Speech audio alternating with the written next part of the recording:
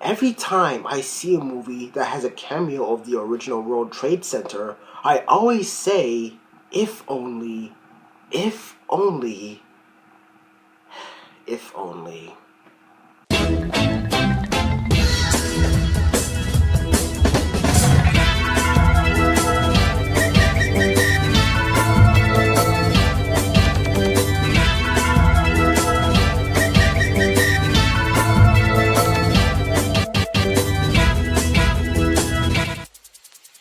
The Walk is directed by Robert Zemeckis, and it stars Joseph Gordon-Levitt, who is portraying a French artist who came all the way to America and sprung a wire between the two towers of the World Trade Center. And there he walked between the two towers on a wire, and my goodness, it makes you want to take a deep breath.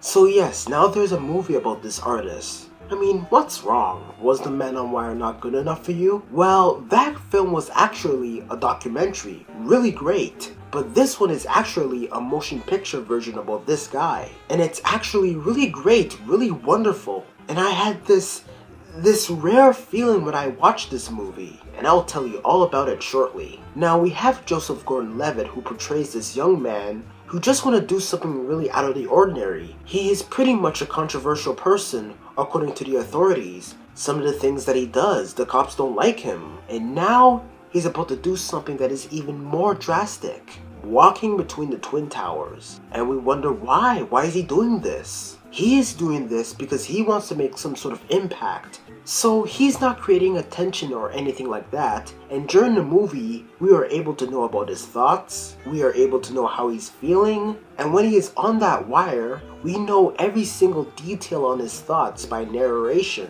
Now, Joseph Gordon-Levitt, you know how he sounds, right? You have seen his movies. And once you see the trailer, you are worried that the French accent is not going to work. But after seeing the film, I don't really mind it. I mean, he put on a great performance. The rest of the cast did okay as well. The planning of this whole walk is so constructive. We see him dreaming, meeting all these people to form a team, and the strategies that he has to face to gain access to the towers. Because while this event was happening, the Twin Towers were not really finished yet, and this walk needs to happen before the completion of the towers. Because there were parts of the towers that were unfinished, and he needed those unfinished parts for the support of the wire. And while building this wire to go from tower to tower, there were so many obstacles. The final act where he's walking on the wire gets really intense. And I'm not even going to tell you much because it's so damn good. You have this wonderful feeling. Also, the visualization is really great. Now, I saw this film in IMAX 3D, and the 3D stands out really well for the most part, especially where they showed shots of the tower, high-angle shots of the ground. However, at times, you can notice some of the CGI. I mean, you believe it's there right in your eyes, but you damn well know it's just CGI. And also, another problem I have with this movie